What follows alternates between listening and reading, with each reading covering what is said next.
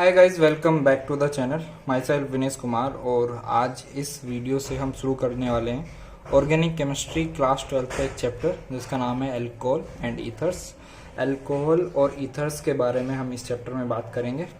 तो सबसे पहले मैं बात करता हूँ physical properties of alcohol and ethers. IUPAC nomenclature को मैं आप लोगों पे छोड़ रहा हूँ, कुछ ऐसी चीज़ है नहीं, और अगर कभी करना होगा तो उसको अलग से कर लेंगे आईयूपीएसी में अलग से।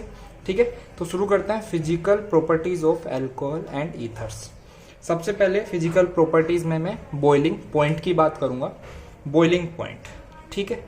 तो इसमें सबसे पहले मैं बात करता हूं कि ether have boiling point that are roughly comparable with those of hydrocarbons of the same molecular weight।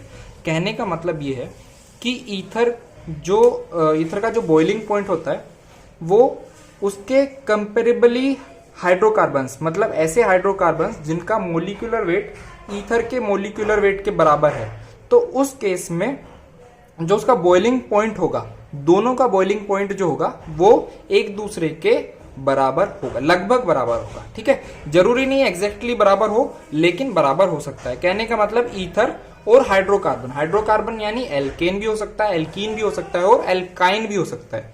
अगर दोनों का मोलिकुलर वेट सिमिलर है या लगभग बराबर है तो उनका बॉइलिंग पॉइंट भी बराबर होने के चांस रहते हैं, ज्यादातर एक दूसरे के समीप रहते हैं, मतलब आसपास ही वैल्यूज रहती हैं। जैसे एग्जांपल में डाईइथाइल ईथर का बॉइलिंग पॉइंट की बात करें तो वो 34.6 डिग्री सेल्सियस। अगर उसका मोलिकुलर वेट देखें तो कितना होता है 74।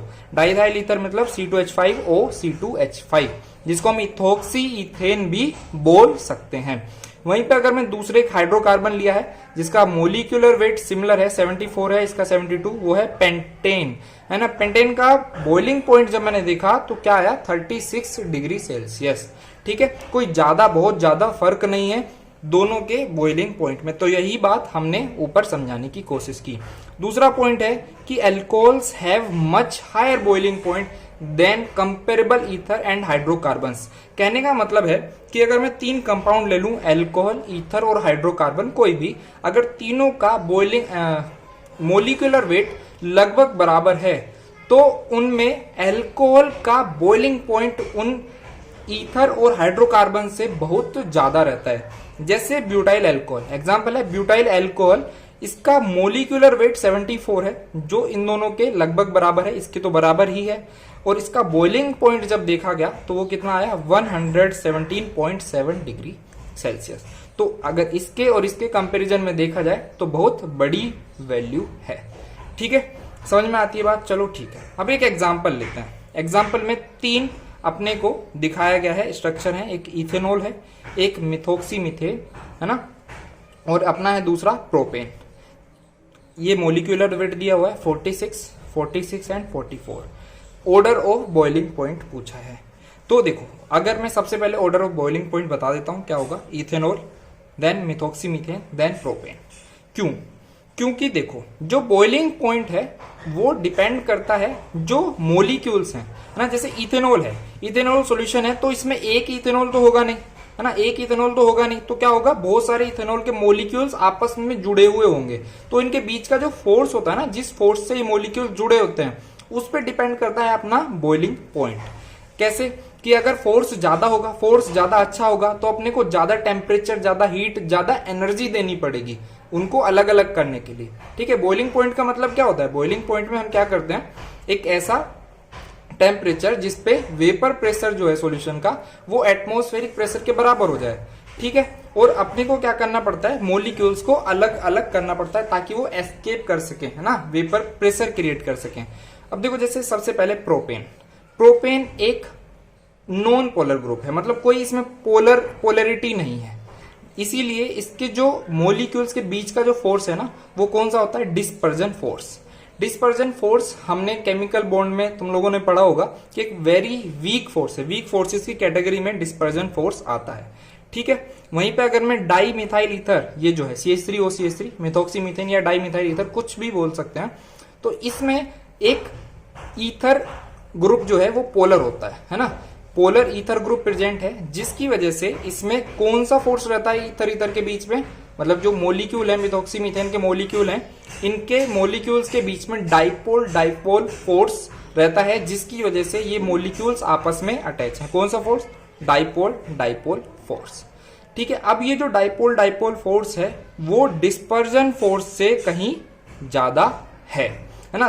है, डाइपोल डाइपोल भी वीक फोर्सेस की कैटेगरी में आता है, लेकिन ये फोर्स डिस्पर्जन फोर्स से कहीं ज्यादा अच्छा होता है, ताकतवर होता है।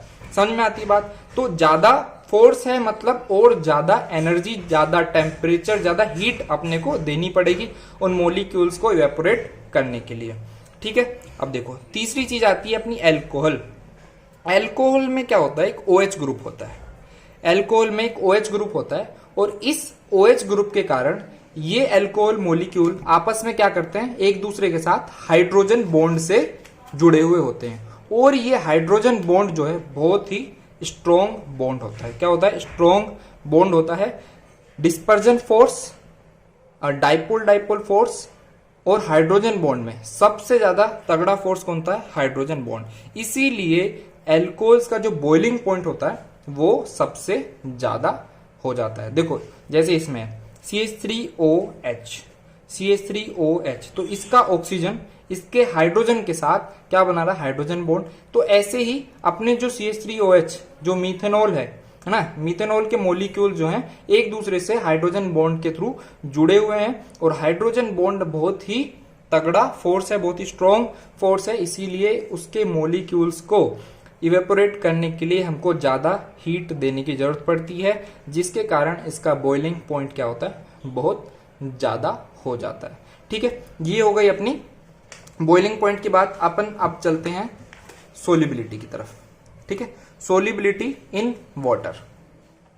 सोलिबिलिटी इन वाटर, देखो सबसे पहला पॉइंट क्या है? Ethers and alcohols are able to form hydrogen bond with water, therefore ethers and alcohol have similar solubility in water. कहने का मतलब है जो ईथर्स और एल्कोहल हैं दोनों ही पानी के साथ, वाटर के साथ हाइड्रोजन बॉन्ड बनाने की टेंडेंसी रखते हैं, है ना। कैसे रखते हैं? जैसे CH3OCH3 है, ठीक है, तो ये भी क्या बना लेगा? H, ये जो HOH है इसके साथ बॉन्ड बना सकता है ना, इस तरीके से हाइड्रोजन बॉन्ड बना सकता है।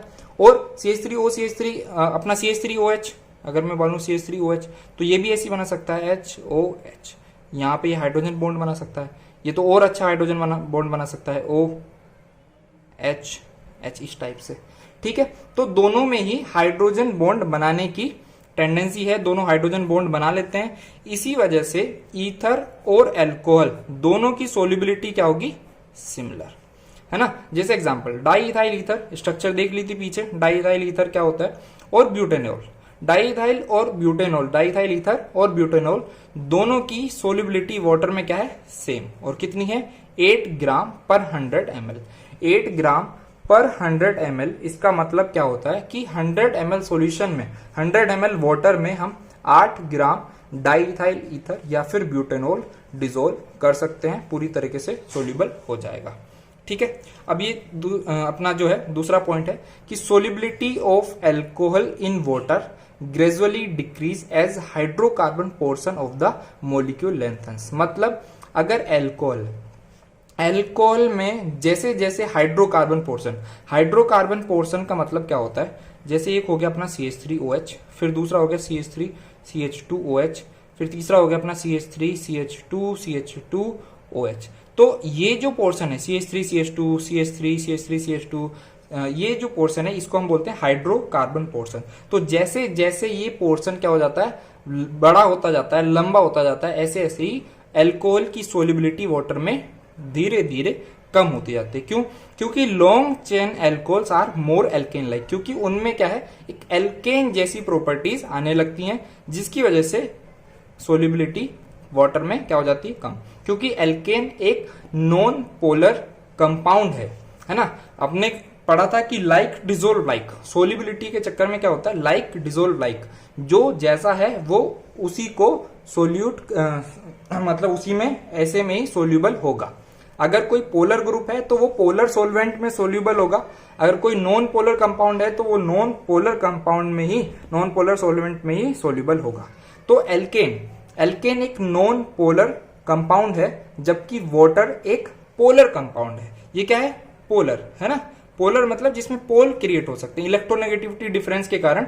जैसे HOH है ना, ऑक्सीजन की इलेक्ट्रोनेगेटिविटी ज्यादा है, हाइड्रोजन की कम है, तो यहाँ पे पार्शियल नेगेटिव और पार्शियल पॉजिटिव चार्ज इंड्यूस हो जाता है, तो इसे कहते हैं पोलैरिटी आ गई। तो पोलर ग्रुप में अपना पोलर कंपाउंड ही, पोलर कंपाउंड में पोलर कंपाउंड इजीली सोल्यूबल होता है, लेकिन एल्केन पोलर नहीं है, उसकी पोलैरिटी बहुत नेग्लिजिबल है। ठीक है, तो ये बात आती है समझ में। तो इसीलिए जब लॉन्ग चेन अल्कोहल्स होते हैं वो क्या होते हैं? अपने लेस सोल्यूबल इन वाटर। तो ये बात थी हमारी फिजिकल प्रॉपर्टीज ऑफ अल्कोहल और ईथर के बारे में, जिसमें हमने बॉइलिंग पॉइंट और सोल्यूबिलिटी की बात की। बॉइलिंग पॉइंट में हमने देखा कि अल्कोहल्स का बॉइलिंग पॉइंट बहुत ज्यादा होता है अगर सेम मोलिकुलर वेट के ईथर और हाइड्रोकार्बन से कंपेयर किया जाए तो। ठीक है, क्यों? क्योंकि अल्कोहल्स के जो मोलिक्यूल होते हैं वो एक दूसरे से हाइड्रोजन बॉन्डिंग के थ्रू जुड़े होते हैं, हाइड्रोजन बॉन्डिंग के थ्रू कनेक्ट रहते हैं। और हमको पता है हाइड्रोजन बॉन्ड एक बहुत अच्छा फोर्स है दोनों मोलिक्यूल्स को एक साथ जोड़ने के लिए। ठीक है, इसी कारण अल्कोहल का जो मोलिक्यूलर बॉइलिंग पॉइंट होता है वो काफी हाई होता है। तो ये दो बात थी, बॉइलिंग पॉइंट और सोल्यूबिलिटी। आई होप सबको समझ में आया होगा। अगर फिर भी कोई डाउट रह जाता है तो आप कमेंट सेक्शन में लिख सकते हैं। ठीक है, थैंक यू।